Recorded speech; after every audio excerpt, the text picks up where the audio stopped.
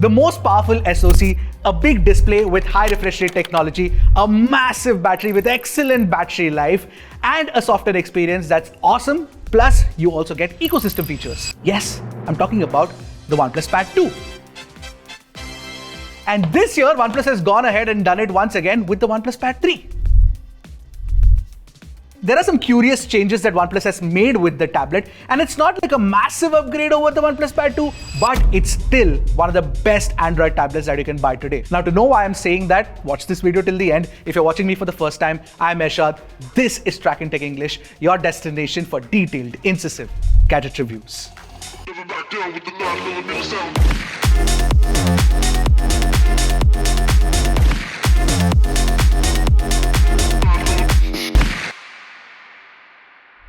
The first thing that stands out about the OnePlus Pad 3 is that it's a blend of good choices, I would say. And it's just 5.97 millimeters thick, which makes it slightly more thicker than the Samsung Galaxy S25 Edge. And truth be told, tablets have been doing this slimness thing, much before smartphones. And that's not it. It's a feat of engineering, because what you get inside this massive tablet is also a massive battery. And of course, Snapdragon 8 Elite as well. More about that later, so hold on to your horses. Now, with the big battery and the big size of the tablet, the weight of the tablet has of course gone up compared to the Pad 2. It's about 670 grams now, but it's still not so much that it weighs you down, because the weight distribution has been done exceptionally well. And if you notice the design, OnePlus has also flattened the edges, and for some odd reason it actually makes it more comfortable to hold and use. And you will also notice that the camera module has moved from the center now to the corners, which is generally what is the case with most tablets out there, and it kind of looks good. But you know what the best part about the design and the build is the fact that you get a proper Type-C Gen 3.2 port. Thank you, OnePlus. You could have done the same thing with the OnePlus 13s, by the way, just say. Now, the one thing that is bigger on the Pad 3 compared to the Pad 2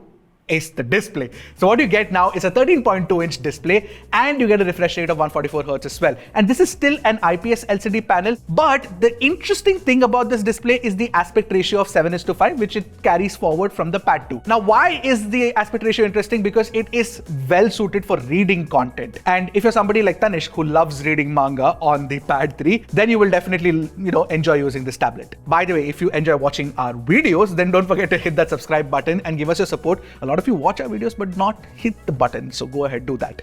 Now, the other good thing about the Pad 3 are the size of the bezels. You'll be like, Ershad, Xiaomi's new Pad has slimmer bezels. But you know what? You actually need slightly larger bezels on a tablet, because it makes it easier to hold, which is exactly what the Pad 3 does. And because of which, you also do get a very nicely center aligned, camera on the top bezel when it's placed horizontally, which is also pretty good. By the way, not just the display size, even the resolution has gone up this year, but the brightness metrics are the same. So you get the same typical and peak brightness as the Pad 2. Having said that, it's still plenty bright indoors and outdoors. So that's not really going to be a problem, especially when you're watching content. The other good thing is OnePlus tunes the tablet's display very well for color accuracy. So you get a delta E which is as low as 0.7, which makes it one of the most color accurate IPS LCD panels that we've used lately. But the only thing is, since it's an IPS LCD display, it also exhibits the characteristics of one. So when you look at it from a certain angle, sometimes you can, see a visible color shift. By the way, the touch response on this seems to be very good.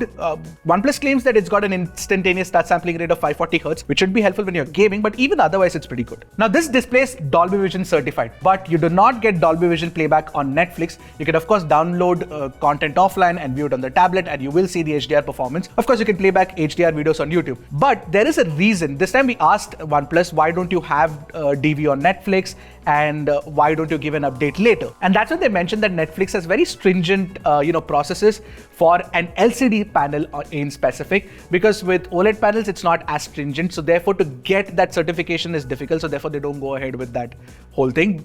Regardless, no HDR certification on Netflix here. Now, while the display experience is fantastic for watching content, playing games, of course, in this price range, you can't expect any better, and OLED is very rare to come by on tablet displays. The overall multimedia experience is also really, really good, because the quad speaker system sounds incredible. So what you get are 4 woofers and 4 tweeters, and when you pair them together, it brings out a sound that is definitely leagues better than what we got with the Pad 2, and the Pad 2 was good to begin with. In fact, take a listen to it for yourself and let me know what you guys think.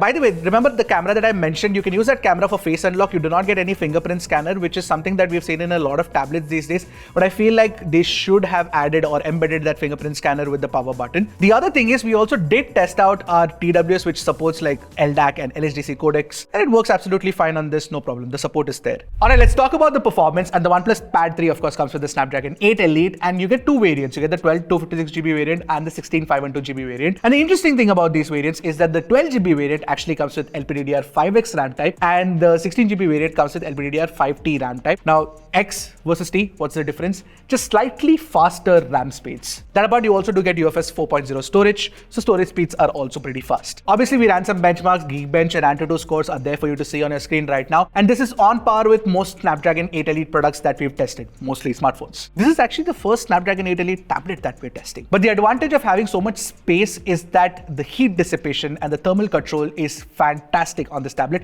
because we ran 3D Mark wildlife stress test and we got a GPU stability of 99.9% actually. And you will notice that the tablet doesn't get hot and it doesn't lose too much battery either. Anyway, those are benchmarks, and I gave Tanishq the task of actually testing this tablet, and you know what he did the first thing when he got it? He actually played BGMI for 2 hours. First of all, I'm pissed. Why is he playing BGMI? What a terrible game. But he did it because for you guys, obviously, and it, like he says in his words, it runs 120 FPS chipakke. Now, obviously, I care about the performance of Genshin. Not that Android has very graphically intensive games available. Genshin also runs smoothly on 8 Elite and most other SoCs out there. Regardless, we got an average FPS of 60.1. This is with the highest graphics setting and a target of 60 FPS. And of course, it doesn't get hot at all. Now, as for the battery, this is a very powerful setup. So it requires that big battery, and with that big battery, when we were battering it, constantly watching videos, playing games, all of that, we got about 7 hours of screen on time.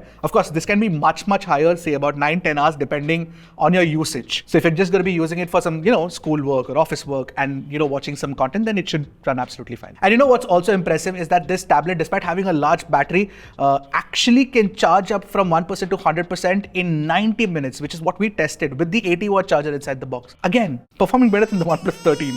You get Wi-Fi 7, you get Bluetooth 5.4 too, but there is no 5G variant of the tablet, which is such a miss, right? I mean, such a big tablet, many folks would want to use it with 5G connection, but you cannot do that. At least give it eSIM compatibility, right? Now, talking about the cameras on the Pad 3, don't use them. Why? Because cameras on tablets are mostly pointless, especially if you're using them to capture pictures. But if you're using them for, capturing your documents or something like that and scanning them, then that's fine. And this does a fairly good job of it. You get a 13 megapixel main camera and an 8 megapixel selfie camera. And of course, if you want to take calls, then this does a fairly decent job. Alright, time to talk about my favorite aspect of using the OnePlus Pad 3, and that is the software experience and the whole ecosystem play that you get with it. So what you get with the Pad 3 is OxygenOS 15 Tablet Edition, which runs on Android 15, of course, and it's got the tablet features over here as well, which I will come to in a bit. But OnePlus also promises 3+6 years of OS updates too. Now, before I talk about the software experience, I do want to talk about this accessory that we've been using.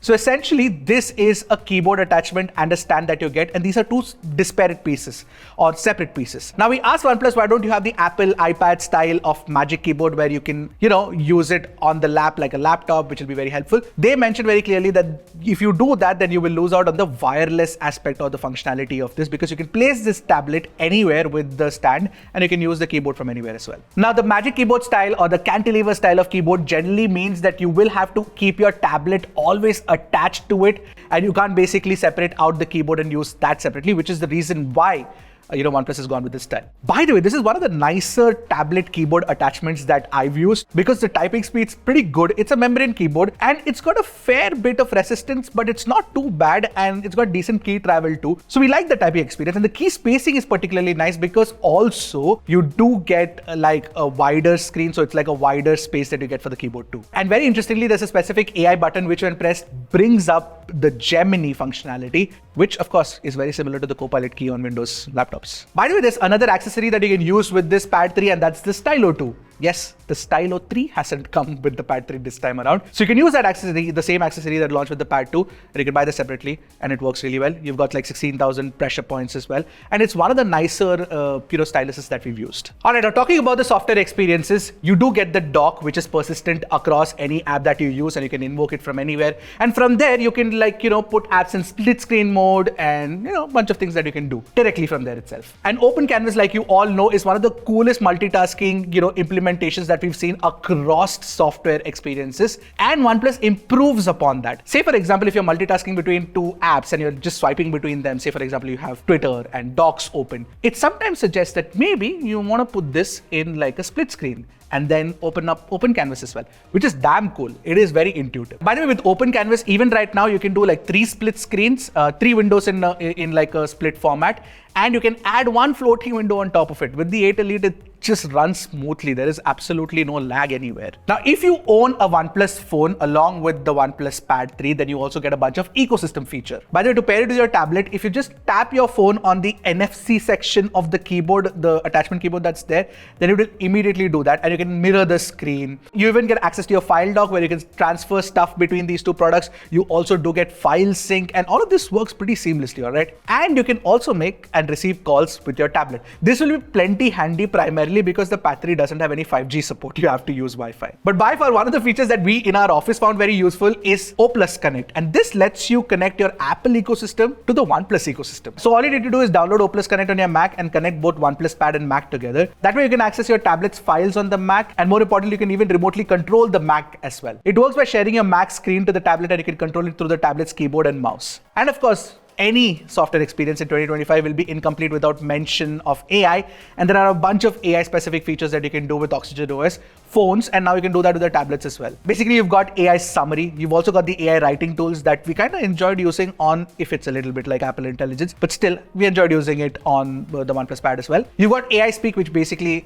speaks out anything that you're reading on your screen, and you've got AI Detail Boost for when you're actually using or editing photos on the Photos app. That's AI Reflection Eraser, AI Eraser, all of those features are all available here. This is easily one of the feature-rich software experiences that we've seen and can definitely go toe-to-toe with Samsung's Galaxy ecosystem as well. So basically the OnePlus Pad 3 is not like a generational leap from the OnePlus Pad 2, like the OnePlus Pad 2 was compared to the OnePlus Pad 1. But the Pad 3 is definitely a refinement over the Pad 2. It's got a larger display, which sort of makes things interesting because some people might not want the larger display, but I feel like it's a good addition primarily because you can consider daily driving this as your primary machine instead of a laptop. Can consider, I'm saying, not saying that it'll completely replace everything that you do, but it's got such a powerful chipset inside that you can consider it, is my whole point of view. And now if you're wondering about the pricing, unfortunately there are no pricing details yet for India because the launch is going to happen the sales are going to happen much later. So if it comes under 50,000, this is extreme value for money and immediate recommendation. Even under 60,000, I'm okay with this. This is a very, very good tablet for that price. And I feel like no other Android, brand will be able to achieve this pricing for a Snapdragon 8 Elite tablet. I don't know. I mean, if it happens, it'll be fantastic, but I doubt it. All right, so what do you guys think of the OnePlus Pad 3? This is my detailed review. Do you want any comparisons? Do you want any more content around this? Let us know in the comments, and I'll see you guys in the next one. Until then, keep tracking and stay safe.